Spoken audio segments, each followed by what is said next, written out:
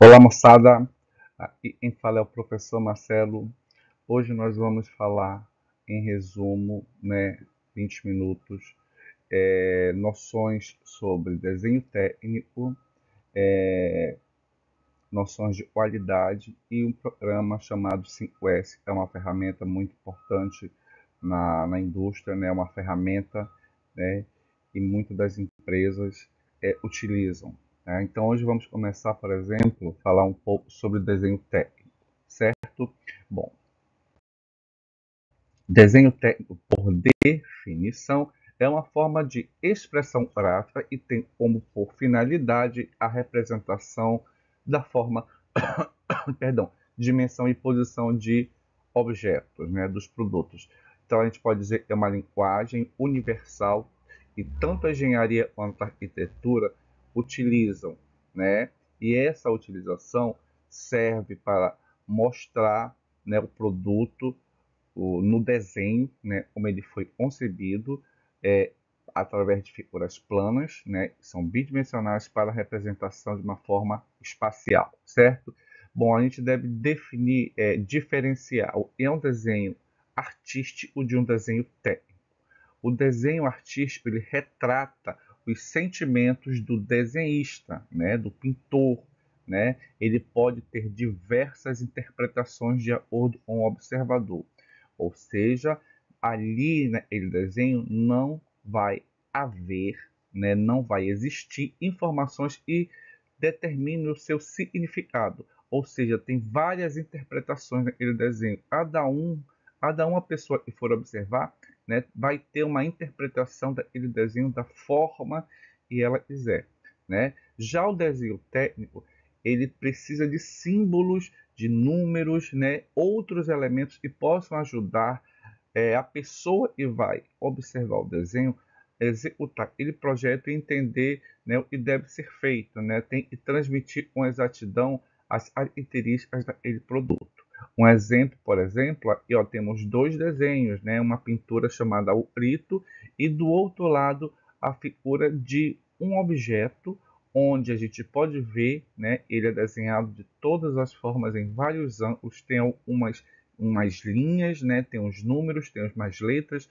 nós chamamos de símbolo. Então, a principal diferença entre o desenho artístico e o desenho técnico é que enquanto um não tem compromisso com a realidade, como é o desenho artístico, o desenho técnico, né, ele precisa fielmente, né,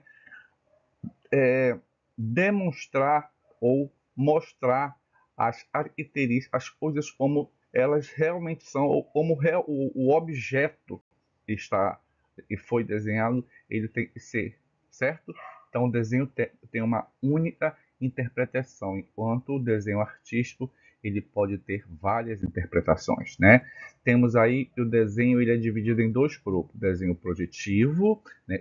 Eles provêm de projeções do objeto, onde a gente pode ver que o desenho ele é projetado em vários planos, né, de todos os ângulos possíveis. Então, figuras de projeções ortogonais, né, sobre planos, a fim de representar detalhadamente cada parte do desenho. E as perspectivas, né, e são figuras de projeção sobre o plano, certo? Já o desenho não projetivo, né, são desenhos que a gente pode ver, ele não é retratado de todos os ângulos, ele tem uma linha e a gente só vê ele de um ângulo só. São desenhos que têm cálculos algébricos, são representados por gráficos, diagramas, esquemas, organogramas, né? Então tá aí um desenho, ele não é um desenho bidimensional, ele só está representado em um único plano, né? Em um único plano, certo? Bom, o desenho normalmente ele é, como a gente pode dizer, ele segue uma norma técnica da ABNT, né, Associação Brasileira de Normas Técnicas, né? E esse desenho, essas normas técnicas e impõe um fator importante sobre o desenho técnico é a norma brasileira 10.647. Ela determina as nomenclaturas utilizadas no trabalho, os tipos de desenho, o grau de elaboração do desenho, o grau de especificação, o material a ser utilizado, as técnicas de execução, se é a mão livre, se é no computador, enfim, as normas técnicas brasileiras, ou a Associação Brasileira de Normas Técnicas, ela vai determinar como, né, o desenho tem que ser feito, né? Essas normas, né? E aí a gente pode ver que as normas específicas do desenho técnico, ela tem várias, ela tem as principais normas dele, né? Estão aí todas as normas, né? A lei e o ano em que elas foram editadas, né? A gente pode ver que tem desde o projeto de arquitetura até mesmo o tipo de desenho, o tipo de folha, o tipo de linha que deve ser utilizado para fazer um desenho técnico, certo? Bom, a gente também pode ver aí, né, o que é geometria descritiva, né, que consiste em representar um plano, um objeto num plano bidimensional de um objeto e existe no plano tridimensional, certo? Então, aqui a gente vê o plano bidimensional, a gente só vê dois lados, né, a altura e a largura, e o tridimensional a gente vê a altura, a largura, a profundidade. Isso é um plano tridimensional, né, esse desenho em azul, e esse desenho em laranja é um plano bidimensional, né? Já a projeção é a forma de representar graficamente objetos tridimensionais em superfície plana. Então a gente está vendo aí, perspectiva, né, é quando desenhamos a projeção de um objeto, né, em 3D numa superfície que permite, né, a gente ver a representação dela no desenho, né? A gente pode ver que a perspectiva ela pode ser classificada em três tipos: a valeira, cônica e a isométrica, certo, pessoal? Bom, aí também temos tipos de linha, e também é uma norma e tem que ser seguida, é a norma 8.403 da Associação Brasileira de Normas Técnicas, né, que são três, né, que são tipos de linha, e a gente pode ver as linhas, os tipos de linha, né, aonde elas devem ser utilizadas, linha grossa, média, fina, o tipo que elas como elas são representadas e onde e cada uma dessas linhas elas devem ser usadas no desenho, certo? Bom, escala.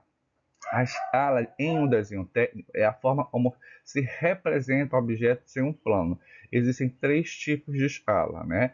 A escala, né, ampliada, a natural e a reduzida, certo? Bom, a escala natural é o tamanho do desenho técnico é igual ao tamanho da peça real, ou seja, o desenho que vai ser feito daquele objeto tem que ter o mesmo tamanho do objeto no papel. Temos a escala reduzida, e é, por exemplo, pegar um objeto grande, por exemplo, um carro, e representar no papel. Né? Como a gente vai desenhar? Então, a gente tem que ter uma escala menor. Né? A gente reduz o tamanho, e é chamado de escala de redução. E temos a ampliação, que é a escala de ampliar o desenho, pegar um desenho muito pequeno e mostrar todas as suas características, né? Por exemplo, eu tenho aí um parafuso, né? Ele de tamanho pequeno, e eu tenho que representar ele todas as características, tamanho, onde vai ficar o cabeçote, o corpo, a rosca, né? Mas aí numa escala maior, para que a gente possa ver todas as especificações, todas as características, né? Todas né? Todo um aparato de um desenho, certo, pessoal? Aí tem também plotagem, vocês deem uma olhada aí, certo?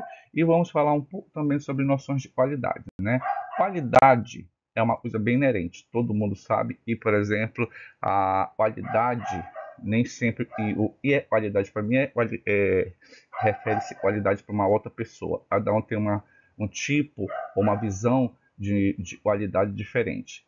Qualidade é um produto ou serviço que a gente pode ser considerado, ele tem que atender a algumas condições. 4 condições. Primeiro, está em conformidade com as especificações, né, do do projeto, né, do produto, né, tem que estar de acordo com as especificações, tamanho, cor, né, largura, certo?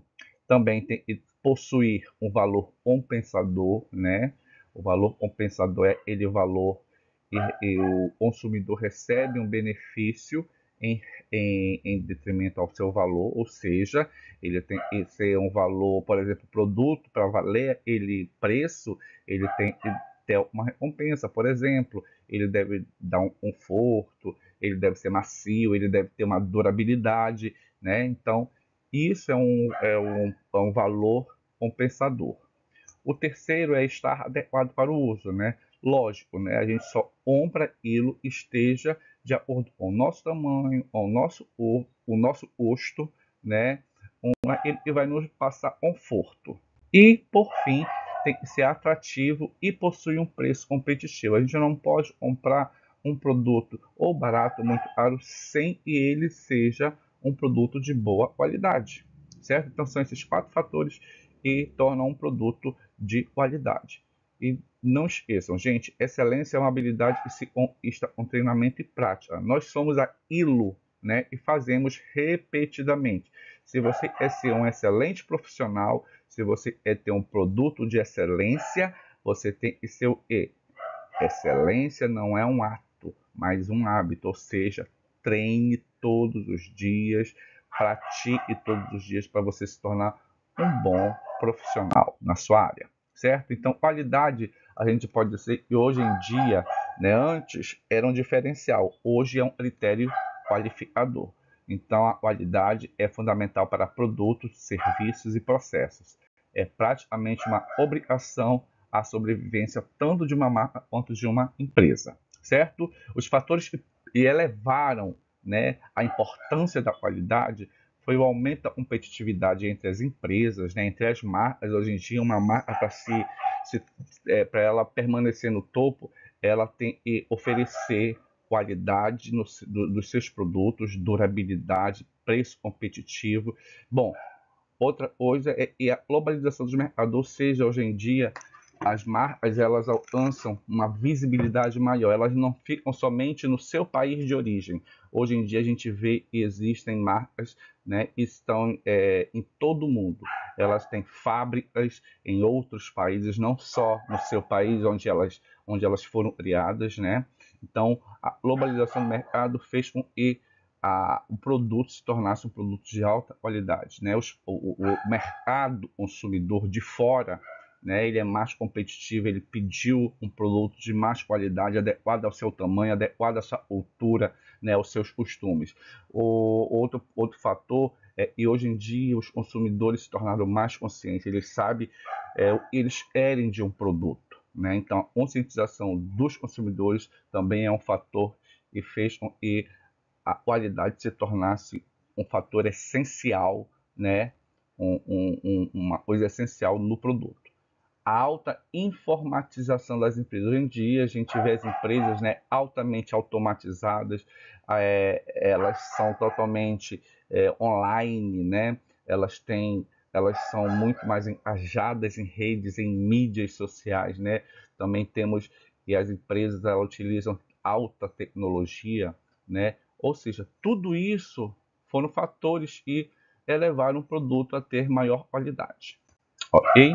Bom, a gente sabe também que ao longo do tempo, né, as marcas, as empresas, elas passaram, né, por várias eras. Nós chamamos a era da qualidade, por uma evolução, essa evolução, né? Antigamente, a gente não dava muita importância para a qualidade do produto, hoje a gente já dá.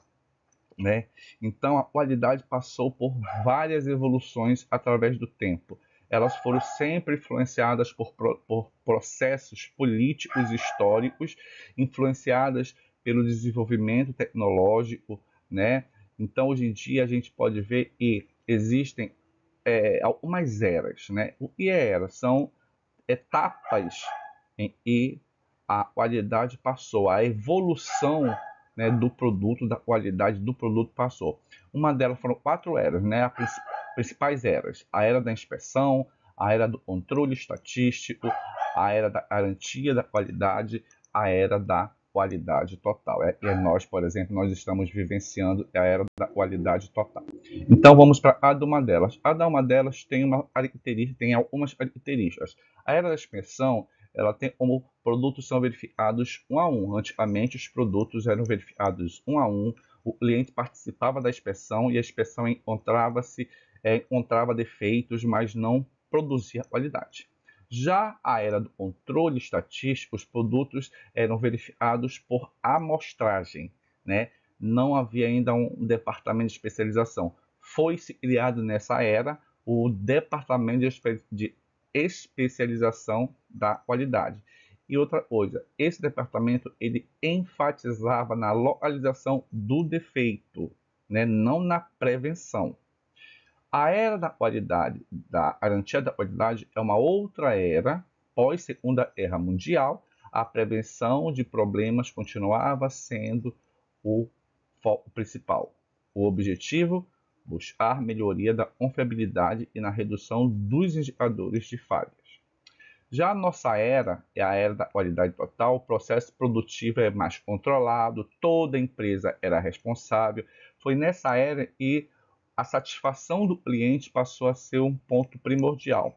Eu vou passar aqui para vocês, né, a evolução de cada era e a característica, né? Primeiro, a era da expansão começou lá na Revolução Industrial, né, onde o principal produto era um produto artesanal, feito à mão, né? Ainda não tinha aquelas máquinas, né, máquinas, alta tecnologia, era tudo feito na mão mesmo, manual. O artesão era responsável tanto pelo projeto quanto pela produção, acabamento, ou seja, ele era responsável da matéria-prima até o acabamento final, certo? Naquele tempo, o caráter era corretivo, não preventivo. Havia uma ausência do setor da qualidade, certo? Também existia a evolução, a era do controle de estatística. Foi nessa era, na segunda revolução industrial, a gente falar a indústria 2.0, e foi logo no início do século XX, onde apareceu o conceito de linha de produção, certo? Não tinha inspeção 100%, era amostragem, certo? A qualidade como responsabilidade da pessoa, o foco ainda era a correção, não era a prevenção, certo? Tem a era da garantia da qualidade, que foi após a Segunda Guerra Mundial, né? Apareceram novos materiais, novas formas de energia, né? Não era mais utilizada a energia principal como o petróleo. Aí começou-se a produzir a energia elétrica por hidrelétricas, né, geradores eólicos, enfim, outras formas de obter a energia, né? Havia uma pressão dos concorrentes, práticas, apareceram ferramentas, né? Houve uma preocupação sobre a qualidade, né, no processo produtivo, e começou-se a prevenir, né, os defeitos, achar onde estavam os defeitos do produto, né? Já começou a melhorar, né, a observação desses produtos.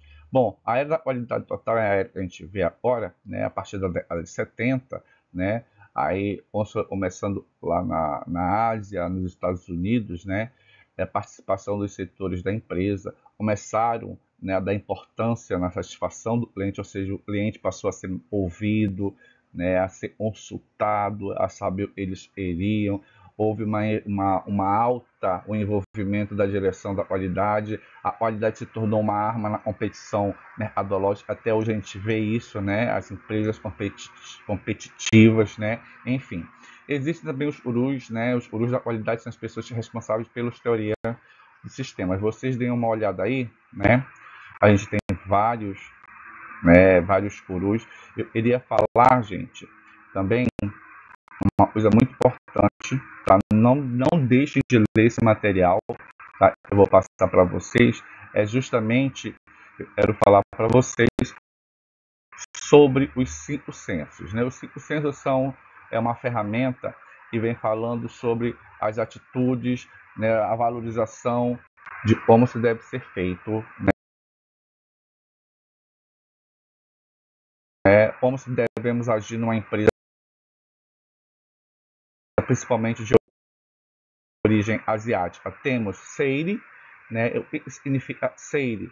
Seire significa descartar, utilizar apenas o que é necessário.